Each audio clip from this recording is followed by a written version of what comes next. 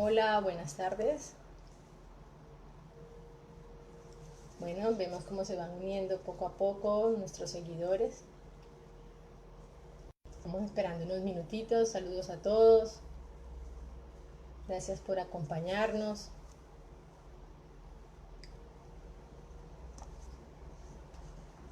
Veo cómo se están uniendo. Esperemos un poquito. Les doy la bienvenida. Gracias por estar en este espacio.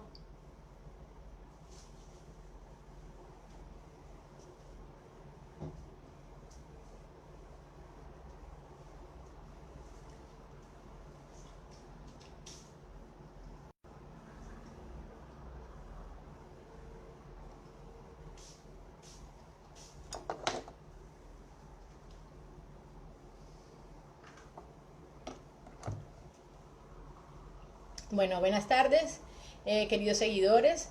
Mi nombre es Leliet Martín Castro, médica psiquiatra de Centro Terapéutico Reencontrarse. Les doy esta bienvenida, les doy una bienvenida a este espacio. Les agradecemos que estén acá porque queremos que ustedes se conviertan en receptores y multiplicadores de la información que aquí les compartimos. Centro Terapéutico Reencontrarse ha querido abrir un espacio para brindar información a la comunidad en general sobre temas de la salud mental que nos puedan ser útiles, ya sea porque atravesamos por una situación que requiera atención o alguno de nuestros seres queridos, familiares, amigos, entre otros.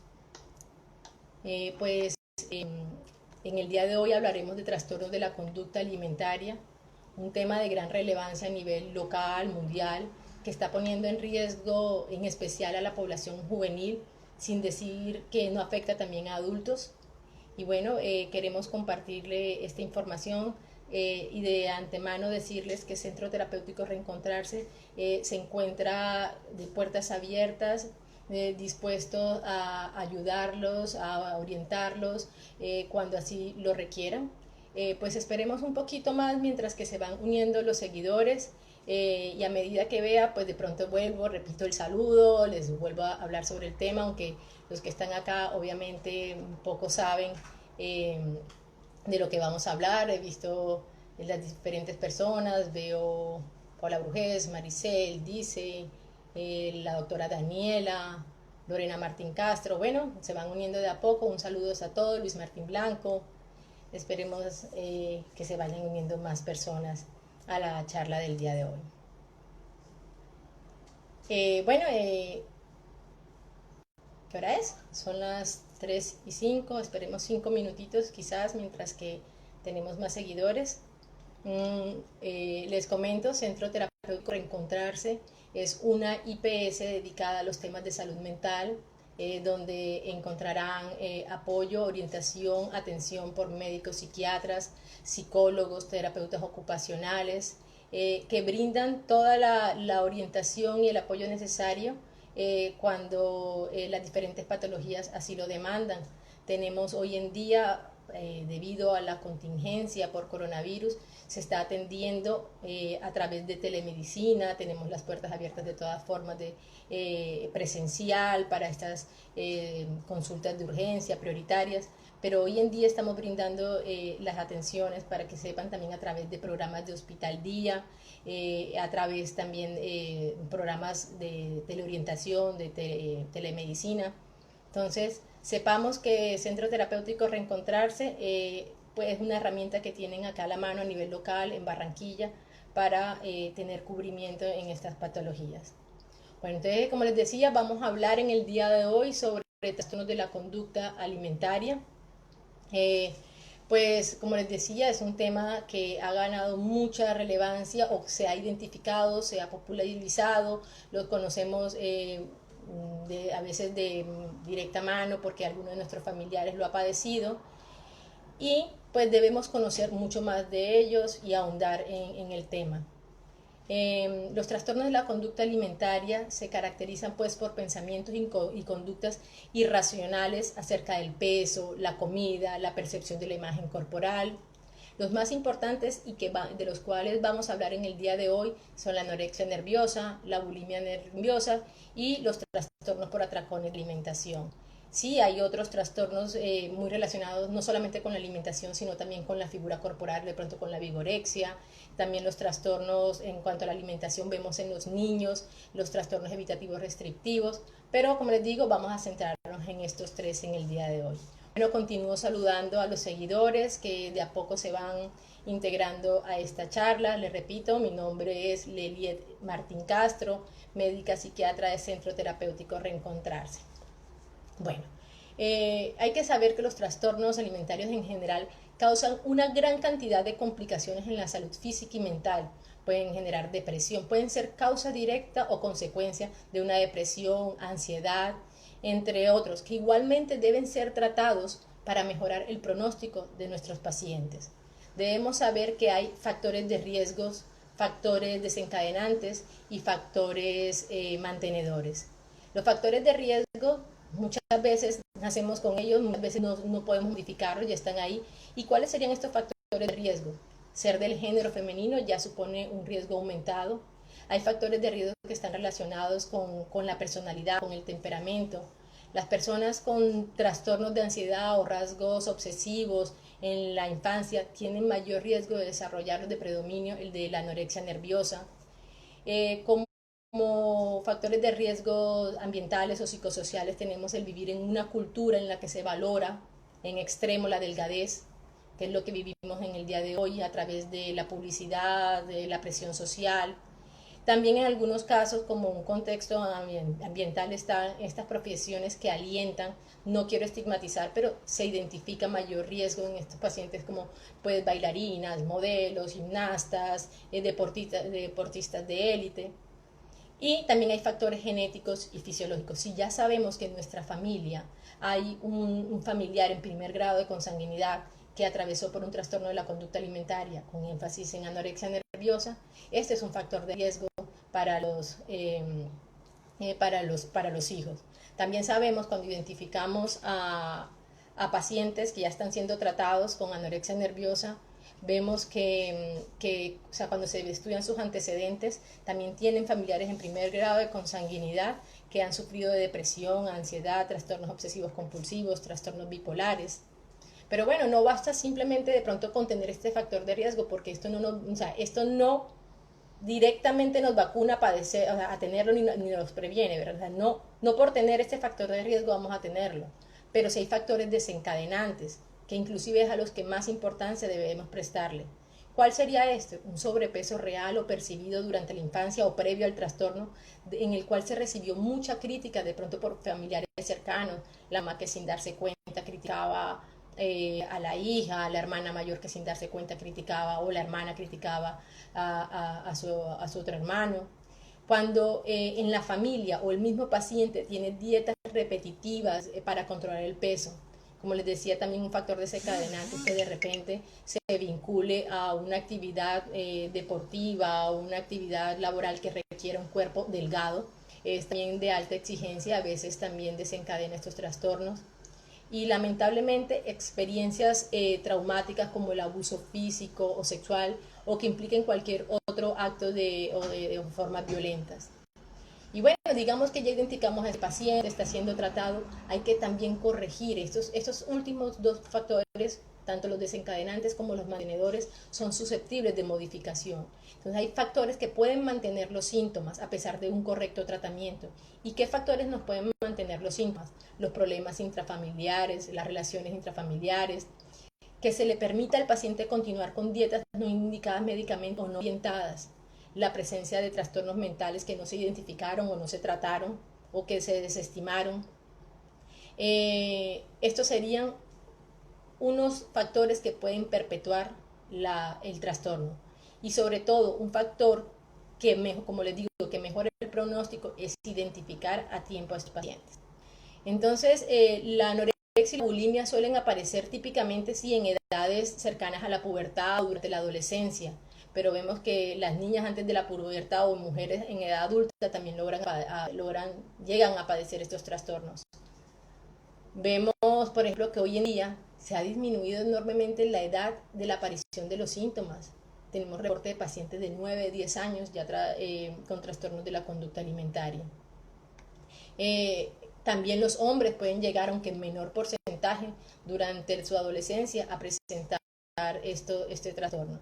Entonces, la importancia de identificar y tratar a estas personas que padecen trastornos de la conducta alimentaria es fundamental.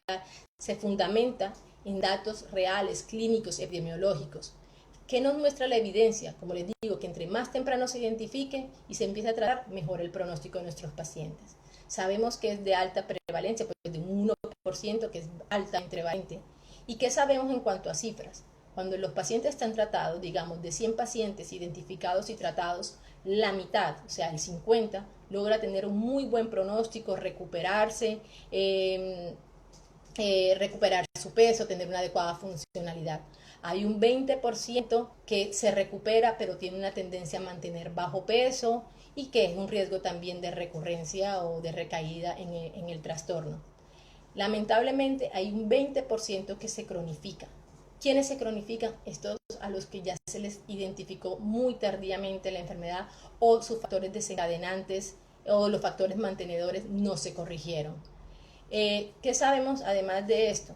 Que lamentablemente entre el 6 al 10% de las personas pueden llegar a fallecer. O sea, de 100 personas identificadas con una anorexia, aproximadamente 6 pueden morir ya sea por inanición, por una arritmia cardíaca, inclusive por el suicidio mismo. Entonces tenemos que estar alerta. Hay señales que nos alertan y nos pueden hacer sospechar de que existe un trastorno de la conducta alimentaria. Estos los hemos clasificado como señales de alerta con respecto a la alimentación, al peso, a la imagen corporal y al comportamiento. En cuanto a la alimentación, ¿qué sabemos y qué tenemos? ¿Qué podemos ver en estas personas, en los jóvenes, en las o los jóvenes, o inclusive en los adultos? Una utilización injustificada de dietas muy restrictivas, repetitivas, estado de preocupación constante por la comida, que hay un interés exagerado por la composición de la comida, por los componentes nutricionales. También vemos que constantemente se están quejando o están expresando sentimientos de culpa por haber comido o malestar corporal por haber comido. ¿Qué observamos además? Un comportamiento de pronto extraño a la hora de comer, la velocidad con que comen, ya sea muy rápido o demasiado despacio, comer con ciertas posiciones, ciertas actitudes, ver cuando empiezan a separar alimentos, que son muy escrupulosos, que separan la comida. Todas estas cosas como que deben alertarlo a uno. No estamos señalando, nos están alertando. Por ejemplo, también cuando empezamos a notar que este integrante de la familia se levanta constantemente de la mesa o apenas que come se encierra en el baño, después de cada comida, pues hacernos pensar un poco qué será lo que está pasando. Que aumente la frecuencia y la cantidad de tiempo que duran en el baño. ¿Será que se está induciendo vómito? ¿Será que está tomando algún tipo de laxantes?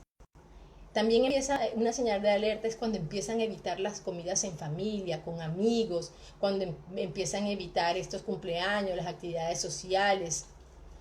Y de pronto en otros, obviamente en trastornos donde es por exceso de comida o haya descontrol, podemos encontrar comida escondida en la habitación, debajo de las almohadas. Empezamos a encontrar grandes cantidades de restos de comida, las tazas de crispetas que hicieron en la noche, las envolturas de paquetes, de chocolate, de papitas.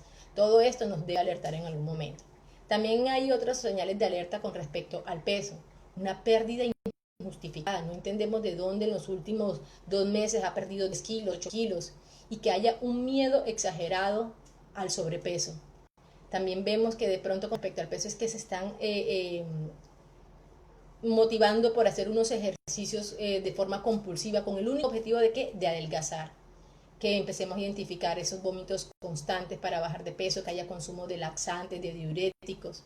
Y algo que nos debe alertar también es cuando empiece a haber ausencia de los ciclos menstruales, que empezamos a ver, hombre, que en el último mercado yo no le he comprado toallas higiénicas a mi hija, hace como 4 meses que no hemos comprado.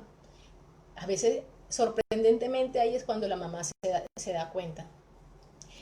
También otros síntomas físicos que empiezan a expresar, inclusive aquí en ciudades como Barranquilla, no tolera una brisa de la tarde, demasiado frío, las manos muy frías, la piel es demasiado reseca, empiezan a presentar estreñimiento, se quejan de estreñimiento, empiezan a comprar comprar fibras porque le dicen a las familias que no puedo ir al baño, se ven pálidas constantemente con mareo, caída del cabello y empieza a notarse de la piel aparte de reseca como un vellito que se llama lanugo. Pues estemos de pronto atentos cuando todos estos cambios de un momento a otro empezamos a notarlos en nuestros familiares.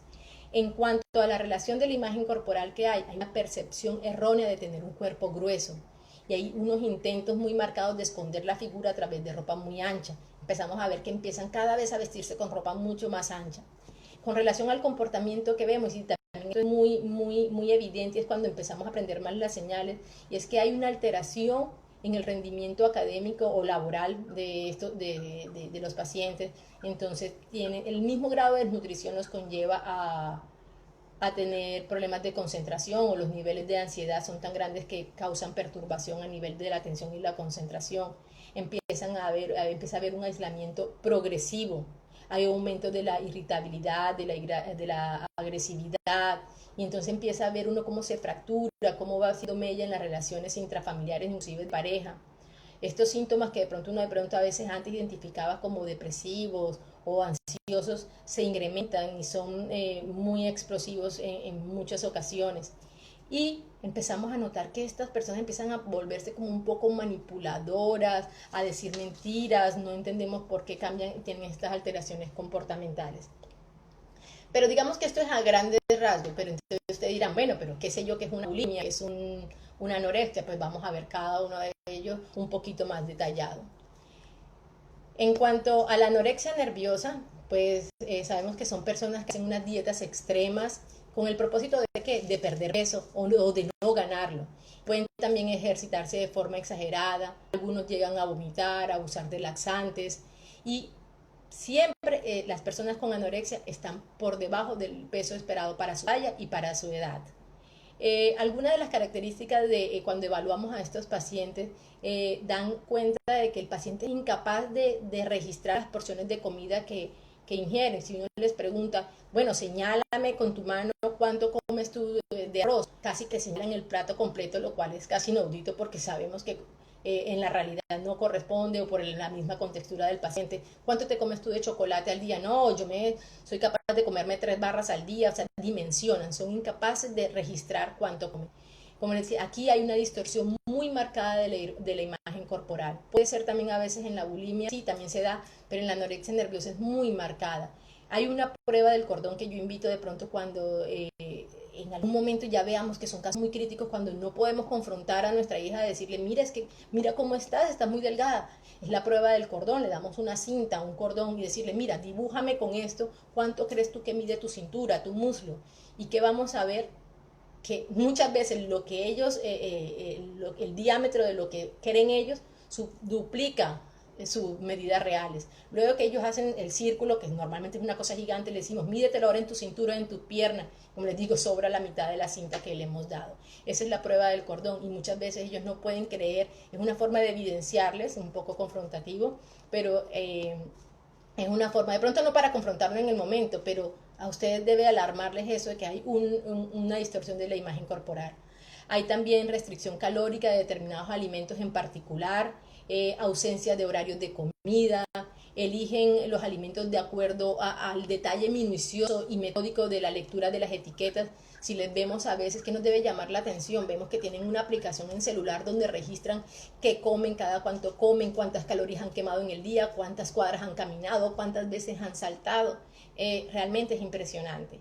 Y estos pacientes, también cuando les evaluamos, ¿qué vemos? Tienen unas creencias erróneas sobre los alimentos y las calorías. Tengo pacientes que se niegan a comer con sal porque tienen la percepción de que se hinchan, de que retienen líquido. Entonces vemos también, mi hija últimamente no quiere comer con sal, se niega que le eche al huevo cocido una pizca de sal, digamos, alarmar, pues son señales de alerta. Hay un consumo indiscriminado por bebidas sin calorías, infusiones, como les digo, compotas o malteadas que suplen a las comidas principales. Cuando se le preparan las comidas quieren tener un control absoluto sobre lo que se prepara, o inclusive ellas mismas quieren prepararse sus alimentos. Ustedes empiezan a darse cuenta que últimamente esta paciente empieza a quejarse de dolor de estómago, de alguna irritación, de alguna alergia. No es que a mí el arroz me cae muy mal, no es que yo la leche tengo una intolerancia, y normalmente estas quejas se manifiestan es para poder así evitar consumir estos alimentos. Suelen ser muy buenas cocineras, pero de otras personas. Uno ve que cocinan, pero casi nunca prueban lo que ellos mismos cocinaron. Empezamos a darnos cuenta que evitan comer, no, me voy a comer a mi cuarto, yo como después, yo como sola, ya quieren integrarse en las reuniones familiares. Empezamos también que ver en estos pacientes que hay una hiperactividad. Al comienzo todavía cuando tienen mucha energía, mantienen mucha hiperactividad y ¿qué vemos?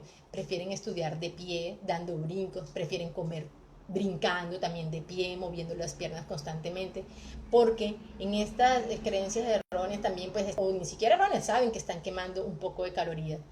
Hay irritabilidad, ya inclusive cuando el grado de desnutrición es mucho más avanzado, empiezan a presentar insomnio. La irritabilidad es una constante en ellos, tanto por la ansiedad que les genera como por las confrontaciones que se causan a nivel familiar. Y esta patología va evolucionando a medida que se van disminuyendo o se superan estos límites de disminución en la ingesta de alimentos. Y hay algo que nosotros podemos hacer.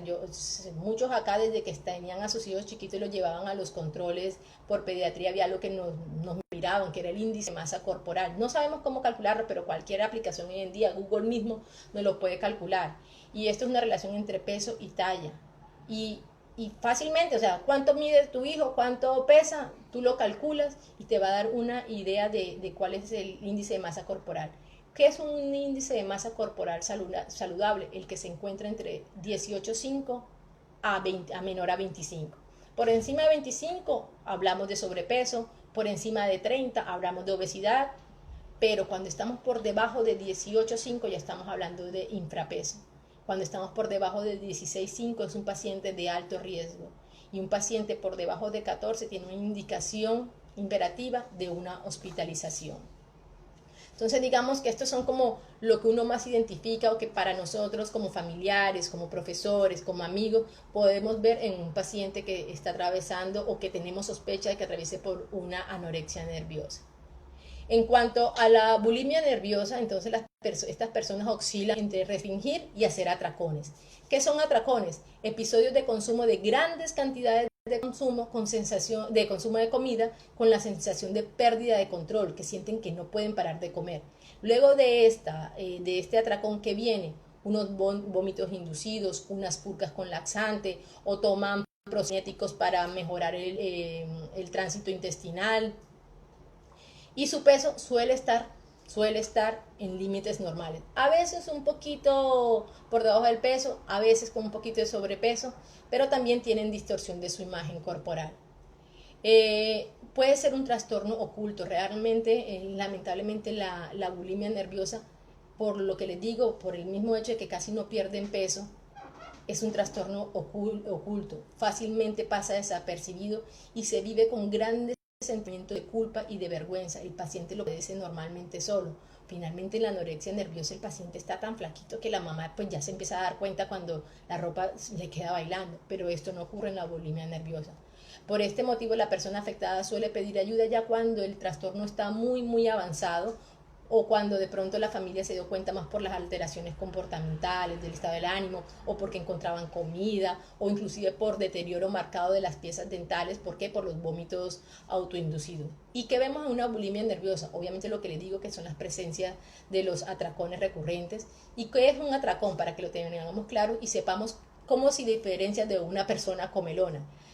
Realmente es la ingesta de alimento en un corto periodo de tiempo, por ejemplo en un periodo de 2 horas, en una cantidad muy superior, quiero hablar, el doble, el triple de la mayoría de las personas que ingerirían en ese mismo momento o en esas mismas circunstancias. Eso es un atracón. Y estas personas con bulimia tienen una sensación de pérdida de control sobre la ingesta de alimentos. Por ejemplo, sienten que no pueden parar de comer o que no pueden dejar de comer lo que saben que no deben comer, ¿verdad? Inclusive la pérdida de control no necesariamente tiene que ser con grandes cantidades de comida. Ella sabía que hoy no debía comerse 3 galletas, pero con unas 2 galletas, se comió las 3 galletas, no es algo desmedido, pero sintió que no pudo manejar esa sensación, no pudo tener ese freno. Hay también conductas compensatorias inapropiadas muy fuertes. Aquí en la bulimia es donde más se ve, de manera repetitiva con el fin de no ganar peso. Se provocan el vómito, usa muchos laxantes, diuréticos, inclusive a veces enemas u otros fármacos. Y las conductas de atracones o compensatorias tienen lugar al menos una vez a la semana y por lo menos durante 3 meses que uno vea esto. Pero les digo, es muy difícil identificar esta periodicidad porque, les digo, es un trastorno oculto. En cuanto a los atracones, cabe señalar que aunque el tipo de alimentos consumido puede ser variable, sobre todo se identifican que ellos cuando tienen un atracón, un paciente, ¿con qué hace atracón? No hace con una taza de avena, no hace con una porción grande de arvejas, no, normalmente lo hacen con contenido, con alimentos de alto contenido calórico. Y se pueden presentar en cualquier hora del día, pero ¿en qué momento lo vemos más probable que ocurra? Después de media tarde. ¿Por qué? Porque durante todo el día han hecho una restricción, han aguantado mucho, han tenido mucha hambre, se han llenado de mucha ansiedad, que finalmente cuando comen sucumben y pierden el control y comen grandes cantidades de alimentos, luego se autoinducen el vómito, llega la culpa, llega el malestar y así se perpetúa el cuadro. Se acompaña de una sensación, como le digo, de al final, cuando la persona come, esto es como un trastorno obsesivo compulsivo, siento un alivio del malestar cuando come. Cuando por fin comió o cuando por fin vomitó, se siente también aliviado, pero esto es muy transitorio y luego genera culpa. Entonces está este acto muy compulsivo de comer y luego de inducirse el vómito. Y por último, los trastornos por atracones de alimentos. ¿Cómo se diferencian de la bulimia, dirán ustedes? ¿Cómo entonces sé que no es simplemente una persona comelona? Porque, perdón, ¿cómo saber que no es una bulimia, sino que es una persona que tiene constantemente atracones? Porque las personas que sufren de atracones por alimentos no tienen conductas compensatorias ni de purgas. Ustedes no lo van a ver que toman laxantes, ni que vomitan, ni nada. Por el contrario, con esta ingesta desmedida empiezan a subir paulatinamente de peso y llegan con el tiempo a ser obesas. Sí vemos alteraciones comportamentales del estado de ánimo, ansiedad, depresión, inclusive culpa. ¿Y qué más vemos? Entonces, estos atracones que son recurrentes y que finalmente se acompañan de otros trastornos que deben ser también tratados. Acá es muy importante identificar qué es lo que está llevando al paciente a comer de esta forma tan desmedida. Como les digo, no hay conductas compensatorias. Estos son como lo que nos debe alertar a nosotros para consultar o motivar al paciente a que consulte. Pero hay unos criterios de ingreso hospitalario que, bueno, no son relevantes sino en la comunidad médica, pero nosotros debemos saberlo. Cuando de pronto identificamos este índice de masa corporal por debajo de 16, yo ya debo pensar, tengo que llevarla. Y cuando está por debajo de 14, quiere decir que esta paciente debe ser hospitalizada porque tiene un riesgo inminente de morir, de hacer una descompensación cardíaca, o cuando haya enfermedades físicas secundarias, ya sea por la anorexia o no por la anorexia, pero que estén concomitantemente con la anorexia, también requieren hospitalización. Trastornos psiquiátricos graves como la ansiedad, la depresión, que expresen ideas de muerte, ya sea pasiva o con planes estructurados de suicidio y la psicosis, también son criterios de hospitalización. Cuando vemos los pacientes que están con la frecuencia cardíaca muy bajitas o hipotensias, pero bueno, eso normalmente no lo vemos nosotros, pero sí que podemos ver la persona con extrema delgadez, de extrema a extrema, son criterios de hospitalización.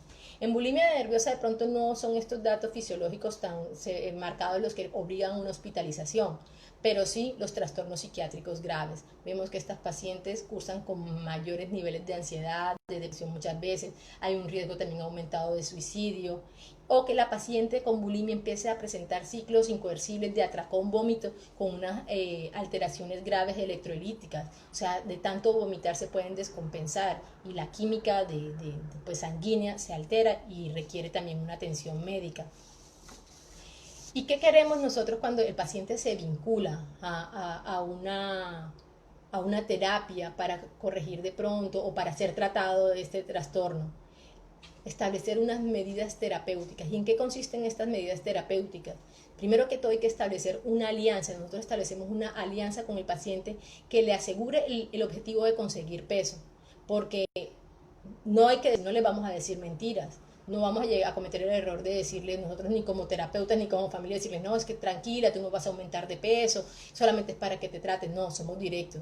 Tenemos que decirle que tiene que haber una nutrición adecuada y equilibrada para recuperar ese peso que le permita llevar una vida normal, una vida saludable. Se le va a informar también al paciente sobre los requerimientos nutricionales necesarios para el mantenimiento, digamos, de su organismo, de sus funciones básicas, del crecimiento, porque son adolescentes que todavía requieren crecer, para la actividad física que requieren ejercer. Se les debe reeducar y normalizar estos hábitos alimentarios. Y la alimentación se va a hacer gradualmente, hay que prestar mucha atención. A veces en ese desespero queremos darle de todo, y es muy peligroso, incluso en la hospitalización los médicos lo sabemos, porque hay un síndrome que se llama síndrome de realimentación. Entonces esta alimentación también tiene que ser pausada y con muchos criterios clínicos. Va a haber recomendaciones sobre el ejercicio físico, algunos tendremos que restringirle, a otros habrá que regularlo. En los pacientes que hacen purgas o tienen muchas conductas compensatorias, sobre todo la purga, hay que llevarles un registro de alimentación y el control de estos episodios en los cuales vomitaron. ¿Para qué? Para que ellas se evalúen y hagan una conciencia de la conducta de riesgo que están asumiendo. En pacientes con bulimia también queremos que ellos aprendan a identificar en qué situaciones normalmente pueden atravesar por un atracón. O sea, de pronto, no sé, en una fiesta, después de un parcial se reúnen con los amigos y ahí en mitad de la ansiedad no pueden parar. Entonces, les enseñamos a que se anticipen a esto y sepan en qué momento, ya cuando estén listas, podrán enfrentarse a otras situaciones. Pero lo primero es como anticiparse. Se les debe informar también a través de las medidas terapéuticas que nosotros gestionamos, es enseñarles a ellos sobre las consecuencias realmente que tienen estas conductas purgativas. Y obviamente cuando estamos tratando al paciente debe haber un control de estas variables de peso, talla, temperatura, la frecuencia cardíaca y otros exámenes que solemos pedir al comienzo y al inicio. Pero digamos que esto es cuando ya tenemos a nuestro paciente captado, lo tenemos ya concientizado de que hay un problema y que debe ser tratado. Pero ¿cómo vamos nosotros a ayudar a una persona que nos preocupa? Simplemente tenemos esa gran sospecha o estamos muy preocupados. ¿Cómo hacemos ahí? Bueno, ahí es muy importante ser honestos, directos y comprensivos. O sea, hace falta sentarse tranquilamente y explicarle a esa persona por qué es que yo, o sea, tranquilamente, pero sí con exactitud, qué es lo que yo veo, qué es lo que he notado. No ahorremos detalles, porque lo que ellos van siempre a tratar de hacer es a minimizar las conductas. Entonces, no ahorremos detalles, seamos muy exhaustivos en decirle qué es lo que hemos notado, cuántas veces hemos visto que han hecho esto, cuántas veces hemos visto que han saltado, bueno, esas cosas. Y se debe decir que realmente nosotros estamos muy preocupados por lo que les está sucediendo y que se sientan ellos acompañados.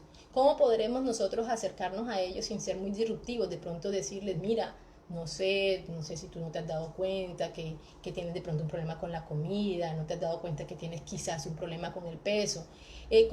Nosotros le trasladamos la duda a ellos, ¿verdad? Porque la idea es no acusarlos, no condenarlos, no obligarlos a confesar, pero debemos ser puntuales sin querer ser sus terapeutas, que debemos ser puntuales para señalarles qué es lo que a nosotros nos parece, pero interrogarlos a ellos.